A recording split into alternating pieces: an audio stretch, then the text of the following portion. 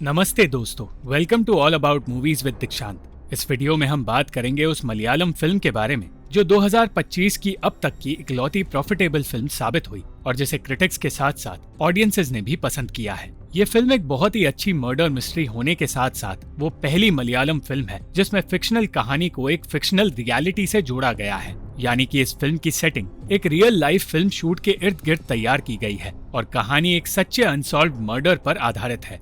इस फिल्म में ऐसी कई डिटेल्स है जिनके बारे में मैं आपको वीडियो में बताऊंगा, इसलिए इस वीडियो को अंत तक जरूर देखें और कमेंट्स में अपनी राय शेयर करें। ये कहानी दो बच्चों से शुरू होती है जिनमें से एक बच्चे का कहना था कि उसके पिता एक फिल्म में काम कर रहे हैं और उस फिल्म में उसके पिता अपने दोस्तों के साथ किसी लड़की को चटाई में बांधकर कहीं ले जा रहे हैं।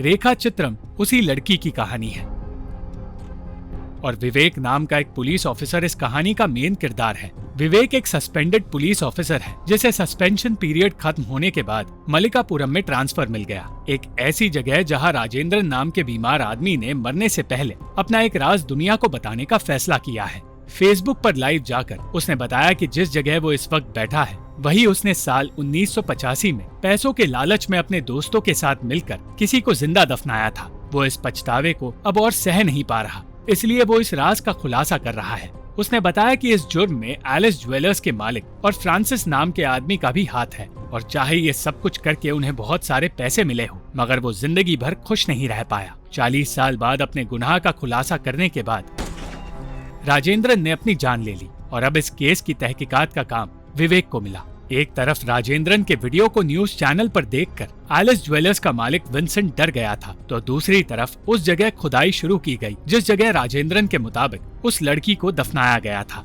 पहले तो खुदाई करने पर किसी को कुछ नहीं मिला, मगर बारिश की वजह से जब मिट्टी खिसकने लगी तो विवेक को एक लड़की का स्केलेटन और पायल मिले। राजेंद्रन की जिंदगी के बारे में जानने की कोशिश में विवेक को पता चला कि कोई भी इस सब के बारे में नहीं जानता था और राजेंद्रन के बीमार होने के बाद उसका परिवार भी उससे दूर हो गया था। विवेक अब फ्रांसिस नाम के आदमी को ढूंढने निकल पड़ा, पर उसे फ्रांसिस के बारे में कुछ भी पता नहीं चला। वो अपनी टीम और अपनी जर्नलिस्ट गर्लफ्रेंड के साथ मिलकर साल 1985 के मिसिंग केसेस का पता लगाने लगा ताकि उन्हें उस लड़की की पहचान मिल सके। विवेक उन सारी लड़कियों के घर गया जो उस साल गुमशुदा हुई थी, मगर कोई भी परिवार उस पायल को नहीं पहचान पाया जो विवेक को मिली थी। फ्रांसिस के बारे में पता चलते ही विवेक उसके घर गया, मगर वहाँ उसके बेटे ने बताया कि फ्रांसिस हॉस्पिटल में है। विवेक को एक ऐसा बूढ़ा आदमी मिला जो पायल देखकर रोने लगा और तब विवेक ने डीएनए सैंपल्स की मदद से ये पता लगाने की कोशिश की कि वो आदमी सचमुच उस लड़की का पिता है या नहीं। तहकीकात के दौरान विंसेंट नाम सामने आया और उसके बारे में पता करने के लिए विवेक एक बूढ़ी औरत से मिला जिसने बताया कि 1985 में ही विंसेंट अपने माता पिता को छोड़कर बॉम्बे चला गया,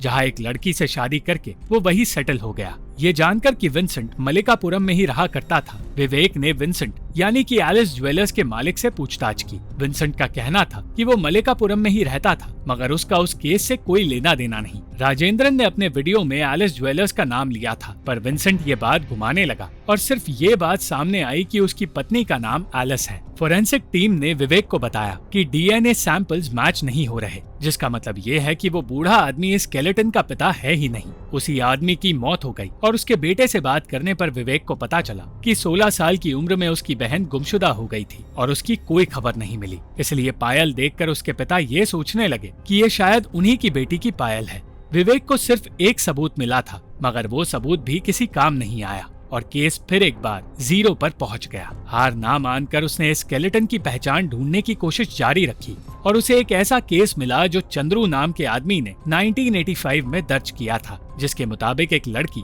उसे धोखा देकर फरार हो गई थी। चंद्रू मलयालम फिल्म इंडस्ट्री में जूनियर आर्टिस्ट सप्लाई करने का काम करता था और उससे बात करने पर विवेक को पता चला कि रेखा नाम की एक लड़की को उसने ममूटी की फिल्म में जूनियर आर्टिस्ट का काम दिया था। बारिश की वजह से वो शूट एक दिन के लिए रुक गया, मगर अगले ही दिन वो लड़की बिना किसी से कुछ कहे फिल्म पूरी होने से पहले ही गायब हो गई और चंद्रू मुसीबत में पड़ गया। चंद्रू ने फिल्म का एक गाना बताया जिसके सीन में रेखा मौजूद थी, मगर पुरानी रील होने की वजह से रेखा की शक्ल साफ नजर नहीं आई। यहाँ जिस फिल्म की बात हो रही है वो है 1985 में रिलीज हुई फिल्म काथोडु काथोरम। इस फिल्म में रेखा को एक छोटा सा रोल मिल रहा था, पर वो निराश थी क्योंकि वो ममूटी के फिल्म की हीरोइन बनना चाहती थी। स्केच आर्टिस्ट की मदद से रेखा का चेहरा बनवाया गया, जिसे देखकर विंसेंट के होश उड़ गए। 1984 से लेकर 1985 तक ममूटी की जितनी फिल्में थी, विवेक उन सब के बारे में रिसर्च करने लगा और उसे एक डायरेक्टर का इंटरव्यू मिला जिसमें वो एक ऐसी लड़की की बात कर रहा था जो पायल पहनकर बिल्कुल हीरोइन जैसी लगती थी। विवेक समझ गया कि यहाँ रेखा की बात हो रही है, मगर ये एक सबूत मिलते ही चंद्रू की भी मौत हो गई और विवेक फिर एक बार इस केस में 2 कदम पीछे आ गया। उसके लिए हालात और बिगड़ गए जब उसे केस से हटाकर ट्रैफिक पुलिस का काम दे दिया गया और एक ऐसे बिकाऊ सीबीआई ऑफिसर को ये केस मिल गया जो किसी को पसंद नहीं आता। विवेक समझ गया था कि इस सब के पीछे विंसेंट का हाथ है, मगर कोई सबूत ना होने की वजह से वो कुछ कर नहीं पाया। जल्द ही विवेक उस आदमी तक पहुंचा जिसने 1985 में काथोडू काथोरम के शूट के दौरान ममूटी का इंटरव्यू लिया था। उस आदमी ने विवेक को उस वक्त ली गई तस्वीर दिखाई और उस तस्वीर में रेखा भी मौजूद थी। रेखा के साथ जो नन खड़ी थी उसने दूसरों से अलग कपड़े पहने थे, यानी कि वो एक एक्ट्रेस नहीं, एक सच्ची नन थी। वो सच में एक नन है। और विवेक उससे मिलने निकल पड़ा। नन ने विवेक को रेखा के बारे में सब कुछ बताना शुरू किया और कहा कि वो एक अच्छी लड़की थी जो ममूटी से मिलना चाहती थी। उसे जब पता चला कि ममूटी आने वाले हैं तो वो खाना छोड़कर उनसे मिलने के लिए दौड़ी और इस बीच उसका कॉस्ट्यूम फट गया। टेलर ने वो कॉस्ट्यूम ठीक करने से इनकार कर दिया था, जिसके बाद रेखा पास के एक चर्च में उसी नन के पास मदद मांगने आई।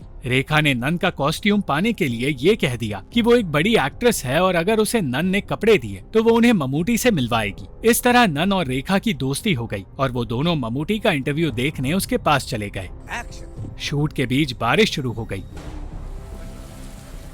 और तब नन ने रेखा को अपने साथ कॉन्वेंट में ले जाने का फैसला किया, क्योंकि रेखा के पास रात गुजारने के लिए कोई जगह नहीं थी। कॉन्वेंट में रेखा दूसरी सिस्टर्स से मिली और उसी कॉन्वेंट में काम करने वाली लड़की पुष्पम ने उस रात सबके लिए मीट बनाया, मगर रेखा के अलावा हर किसी ने वो मीट खाया। अगली सुबह सबको पता चला कि कॉन्वेंट में मौजूद डोनेशन के पैसे और सोना गायब है और साथ ही रेखा भी वहाँ मौजूद नहीं थी। सबको लगा कि रेखा चोरी करके वहाँ से भाग निकली है और इस सब के लिए नन को बुरा भला सुनना पड़ा, क्योंकि वही रेखा को कॉन्वेंट में लेकर आई थी। इस चोरी के लिए कोई केस दर्ज नहीं किया गया, क्योंकि ये बात बाहर आते ही चर्च को डोनेशन मिलना बंद हो जाता।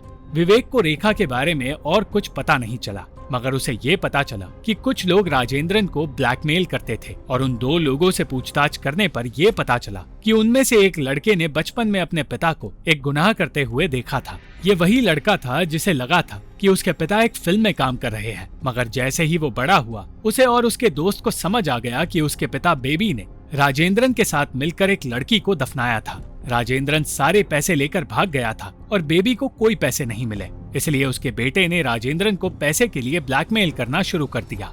राजेंद्रन ने अपने वीडियो में बेबी का नाम शायद इसलिए नहीं लिया था क्योंकि बेबी की मौत पहले ही हो गई थी। और ये सब जानकर विवेक ने अपने सीनियर से इस केस की जांच आगे बढ़ाने की मांग की। अपने सीनियर से परमिशन मिलते ही विवेक ने फिर से पुरानी तस्वीरें देखी और उसे एक तस्वीर में फ्रांसिस नाम का आदमी नजर आ गया, जिसके बेटे से वो पहले मिल चुका है।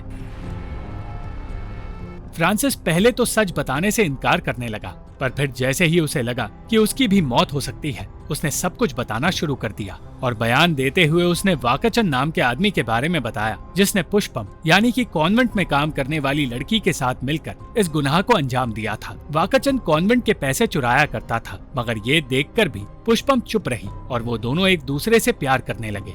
वो दोनों मिलकर चोरी करते रहे और एक रात बेबी भी उनके साथ जुड़ गया। वाकचंद बिजनेस शुरू करना चाहता था, इसलिए पुष्पम ने कॉन्वेंट में मौजूद पैसे और सोना चुराने का प्लान बनाया। वो लॉकर की चाबी बनवाकर कॉन्वेंट के लोगों को नशीली दवा के जरिए बेहोश करने वाली थी, मगर जिस मीट में उसने दवा मिलाई थी, रेखा ने वो मीट खाया ही नहीं। पुष्पम जानती थी कि रेखा सिर्फ एक रात के लिए वहाँ आई है, इसलिए मौके का फायदा उठाकर उसने रेखा को जान से मार दिया। और सब ये सोचने लगे कि पैसे और सोना चुरा कर रेखा वहाँ से चली गई है। उसने वाकचंद और बेबी से लाश ठिकाने लगाने के लिए कहा। राजेंद्रन और फ्रांसिस जानते थे कि यहाँ कोई बड़ी चोरी की जा रही है, मगर जब उन्हें पता चला कि एक लड़की को मार दिया गया है तो ना चाहते हुए भी उन्हें इस सब का हिस्सा बनना पड़ा।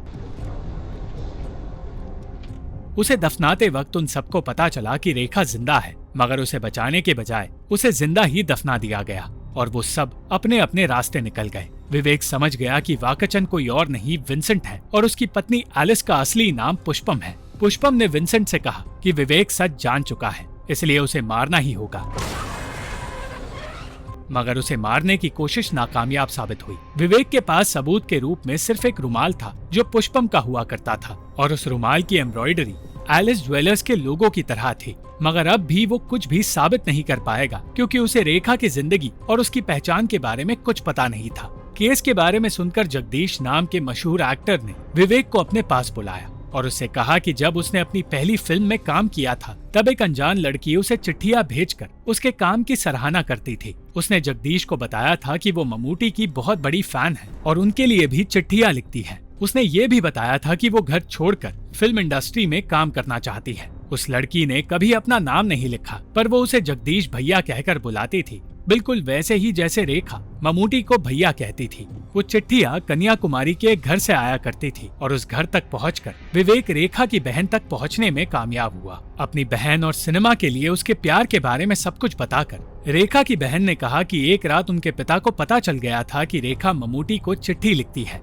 और ये भी पता चल गया था कि वो एक्ट्रेस बनना चाहती है। उसी रात रेखा ने घर छोड़ दिया और उस रात के बाद वो किसी को कभी नजर नहीं आई। रेखा तो अपने घर लौट कर नहीं आई, मगर आज विवेक के जरिए उसकी पायल उसकी बहन तक पहुंच गई और इस केस को सुलझाकर विवेक ने विंसेंट को गिरफ्तार करने की तैयारी शुरू कर दी, जिसने अपनी पत्नी को खुद मार दिया क्योंकि वो ये नहीं चाहता था कि पुष्पम यानी कि एलिस अपने आखिरी दिन जेल में बिताए। विंसेंट के गिरफ्तार होते ही जगदीश ने विवेक को ममूटी की लिखी एक चिट्ठी दी जो उसने रेखा के फ्यूनरल के दौरान उसकी बहन को दे दी। रेखा हमेशा से ममूटी से मिलने की और उनके साथ काम करने की उम्मीद में जी रही थी, मगर उसे कभी ममूटी का कोई जवाब नहीं मिला और आज आखिरकार अपने ममूटी भैया की चिट्ठी मिलने पर रेखा की आत्मा को शांति मिल गई। ये पूरा केस और ये फिल्म दो अलग केसेस से इंस्पायर्ड है। पहला केस सिस्टर अभया का केस, जिसकी मौत को पहले सुसाइड माना गया था, मगर सालों बाद उस केस की तहकीकात में ये बात सामने आई कि वो केस सुसाइड नहीं मर्डर था। दूसरा वो केस था जो 1985 की फिल्म काथोडू काथोरम की शूटिंग के दौरान दर्ज हुआ था और इस शूट के दौरान एक जूनियर आर्टिस्ट की मौत हो गई थी। उस आर्टिस्ट की मौत का कारण किसी को समझ नहीं आया था और जल्द ही उस केस को डेड एंड समझकर क्लोज भी कर दिया गया था और वो केस आज तक सुलझ नहीं पाया है। Thank you for watching this video. अगर आपको ये वीडियो पसंद आई तो इस वीडियो को लाइक, शेयर और इस वीडियो पर कमेंट जरूर करें और इस चैनल को सब्सक्राइब करना मत भूलना।